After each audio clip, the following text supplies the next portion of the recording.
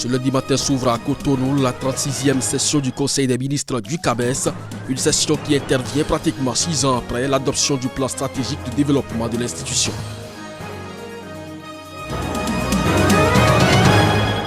Au Nigeria, à l'heure où les kidnappings continuent de faire leur loi dans certaines localités du pays, des ONG lancent un cri d'alarme sur la situation déplorable que vivent les réfugiés démunis dans certaines localités. La liste du Rassemblement national de Marine Le Pen est arrivée en tête des élections européennes en France, en devançant de 0,9 points la liste soutenue par le président Emmanuel Macron. Les Verts ont aussi fait sensation. Ainsi se présente le sommaire de cette édition. Mesdames, Messieurs, bonjour et bienvenue. On ouvre donc ce journal par l'Algérie où l'élection présidentielle reste fixée au 4 juillet prochain. Les candidats avaient jusqu'à minuit le samedi 25 pour déposer leur dossier. À la fin de la journée, la radio nationale avait annoncé qu'aucune candidature n'avait finalement été déposée. Mais le Conseil constitutionnel y a porté un démenti formel. Deux dossiers de candidature auraient été reçus à la dernière minute par un scrutin rejeté par le mouvement de contestation populaire et dont la tenue est toujours plus incertaine. Nous y reviendrons dans nos prochaines éditions pour plus de détails. Au Bénin s'ouvre ce lundi à Cotonou la 36e session du Conseil des ministres du CAMES, entendez Conseil africain et malgache pour l'enseignement supérieur. Une session qui intervient pratiquement 6 ans après l'adoption du plan stratégique de développement du CAMES. La particularité et surtout l'enjeu de cette session avec le professeur Bertrand Bachir, il est le secrétaire général du CAMES. On l'écoute. Cotonou, pour nous, devrait être l'occasion d'évaluer le premier plan stratégique de développement du CAMES. Jusque-là, le CAMES n'avait pas de plan stratégique. Il a fallu attendre 2013 pour qu'on puisse adopter un plan. Il s'agira de voir ce qu'on a fait et quelle transformation on a apporté à l'institution depuis que nous avons ce plan-là. Parce qu'en fait, la vision qui est la nôtre, c'est que le CAMES doit être un outil de développement. Et qui dit CAMES, ça ne veut pas dire exclusivement le secrétariat général du CAMES. C'est aussi les démembrements des États. Et c'est au sein des institutions d'enseignement supérieur de recherche qu'on doit apprécier l'action du plan stratégique. On devrait voir comment cela a impacté les universités, etc. Donc, ce sera l'occasion de faire ce bilan sans complexe pour pouvoir dégager les défis, dégager les atouts et envisager des ajustements dans le cadre d'un projet, un nouveau projet qui devrait nous permettre d'aller encore de l'avant. Ce n'est que de cette manière qu'on peut s'imposer, qu'on peut compter à côté des autres et qu'on peut défendre notre capacité à participer au recul de l'ignorance et à la transformation progressive du monde. Au Niger, les scolaires ont manifesté ce samedi à la place de concertation devant le siège du Parlement. Une manifestation qui a pour but de soutenir les forces de défense et de sécurité qui luttent contre le terrorisme. Reportage Abdul Karim Mahamadou, notre correspondant au Niger. Depuis l'embuscade de Tongo Tongo qui a coûté la vie à 28 soldats nigériens à la poursuite d'un groupe de terroristes qui a attaqué la prison de haute sécurité de Kout-Kalé, les Nigériens sont très remontés contre la présence des bases militaires étrangères au Niger. Ils sont nombreux, dont les scolaires nigériens à l'initiative de cette manifestation, qui pensent que l'État du Niger ne donne pas des moyens conséquents aux militaires nigériens pour assurer la sécurité du territoire. Mieux, le Niger a bradé sa souveraineté en sous-traitant avec l'Occident la sécurité du pays à travers l'installation des bases militaires au Niger, dont l'Union des scolaires nigériens exige aujourd'hui le départ. Les bases militaires s'installent abusivement dans notre espace territorial, pourtant indépendant et souverain depuis le 3 août 1960, et sèment la terreur avec des arsenaux de guerre inimaginables pour tout simplement la quête des intérêts stratégiques néocoloniaux et capitalistes, afin de nous maintenir dans l'éternel recommencement de l'histoire. Nous souhaitons un Niger zéro violence, un Niger zéro instabilité, un Niger zéro terrorisme. À l'USN, nous attendons la matérialisation des CV pour faire de notre pays le tampon du terrorisme. Nous y croyons si tant est que la volonté politique y est. Nous y croyons si tant qu'on laisse à notre armée républicaine sa mission régalienne de défense de la patrie. Car vous conviendrez avec moi qu'aucune nation jalouse de son indépendance, de sa dignité et de sa souveraineté nationale ne saurait accepter de sous-traiter délibérément la sécurité de ses citoyens, même au prix de n'importe quel défi. Les scolaires nigériens ont par ailleurs exigé le retour d'une école publique de qualité afin qu'elle retrouve ses lettres de noblesse.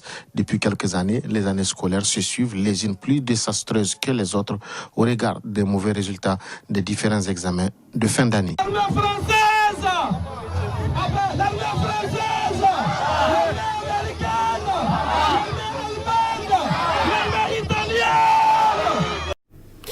Au Mali, plusieurs associations et mouvements de jeunes ont manifesté contre l'ingérence de la France dans les affaires internes de leur pays ce samedi. Cette lutte qu'ils mènent depuis 5 ans prend désormais une autre tournure. Alima Bentouré, notre correspondant à Bamako, pour plus de détails.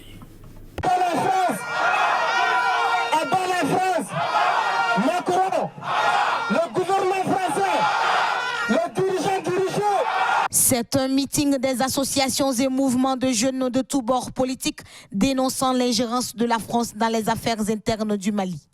La France est mise sur le banc des accusés par une jeunesse qui dit ne plus vouloir d'elle sur son territoire. Tout est visible. Actuellement, il y a plus de 20 000 soldats étrangers au Mali pour un seul problème, pour un seul pays. Et le problème n'est pas encore résolu. Il y a toutes sortes d'avions militaires au Mali, toutes sortes d'armements. L'ennemi est connu, mais l'ennemi n'est pas neutralisé. Qu'est-ce qu'on peut dire ? Il n'y a pas de secret, tout est visible. Nous demandons seulement à la France de plier ses bagages et de rentrer. Nos soldats maliens ont la solution, la population malienne a la solution. L'acte 1 a été posé l'autre jour par une conférence de presse. L'acte 2, c'est le meeting. L'acte 3, ça ne serait pas une surprise. Pour chaque soldat malien tombé, nous allons brûler une station totale. Selon ces jeunes maliens, le terrorisme est un prétexte inventé par la France pour justifier sa présence au Mali. Quand la France venait, c'était pour lutter contre Ansardine. Ansardine, c'est SUA qui est une composante de la SEMA aujourd'hui. Al-Gabas Aguintala est leader de Ansardine avec ses troupes qui composent la SEMA. Donc ça veut dire que les mêmes terroristes pour lesquels la France est sur notre territoire se trouveraient casés avec un autre nom, HCA, et qui a été négocié à Alger sous la pression de la France avec nos autorités, signé un accord, et la même France, à travers son ministre Jean-Yves Le Drian, avait dit qu'il y a une connexion entre les terroristes et la SEMA à travers le HCA. Donc vous voyez que c'est la France qui prend les terroristes, il leur attribue un autre nom, une autre Europe, pour aller négocier avec nos autorités et signer un accord qui ne peut pas être appliqué.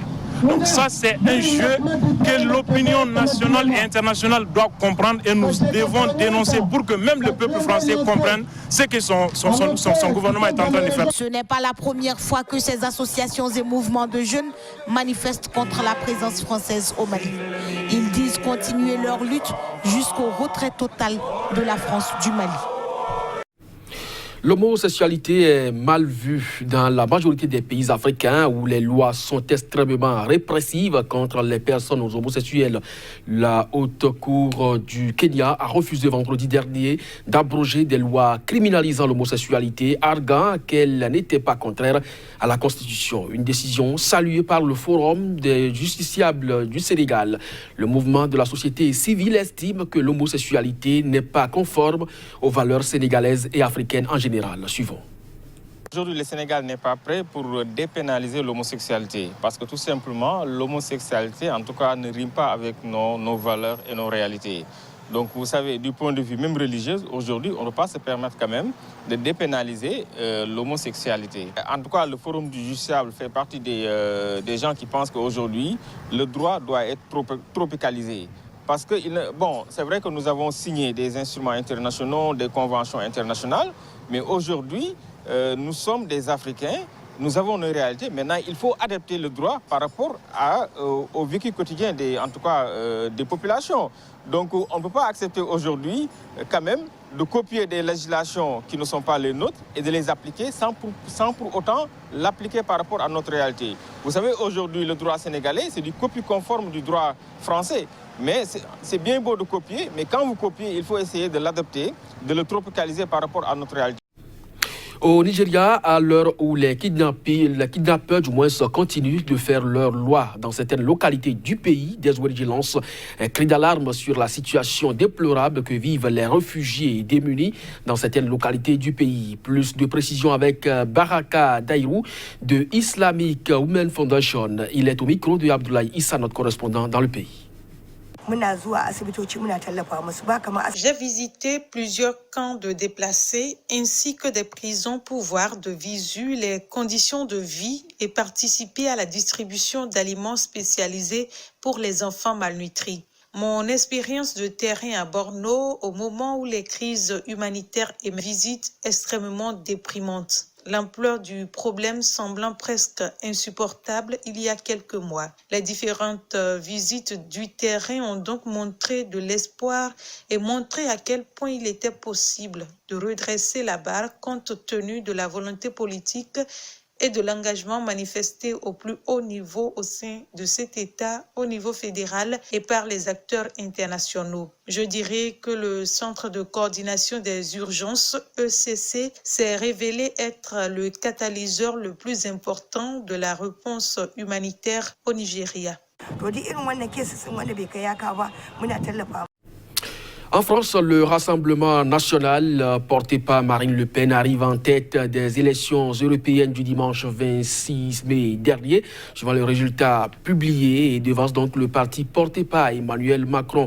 Les écologistes de l'Europe également font un bond extraordinaire, salué ici par le Premier ministre Édouard Philippe. On l'écoute. Nous avons reçu le message de nombreux Français sur l'urgence écologique. Partout en Europe, nos concitoyens, en particulier les plus jeunes, nous demandent d'agir avec détermination. C'est ce que nous ferons en France et en Europe. L'heure est donc à l'action, car les Français nous jugeront au final sur une seule chose, les résultats. Nous en avons obtenu en 2 ans, mais incontestablement pas assez. J'accueille ces résultats avec humilité. Quand on termine 2e à une élection, on ne peut pas dire qu'on l'a gagnée. Avec humilité, mais aussi avec beaucoup de détermination. Détermination à poursuivre le rassemblement des forces de progrès de notre pays.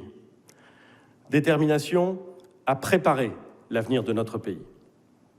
Dès demain, je serai à pied d'œuvre pour poursuivre le projet du président et de la majorité. Ce sera donc tout pour cette édition. Merci à vous de nous avoir suivis. Très bonne journée accompagnée des programmes de SICA. À très bientôt.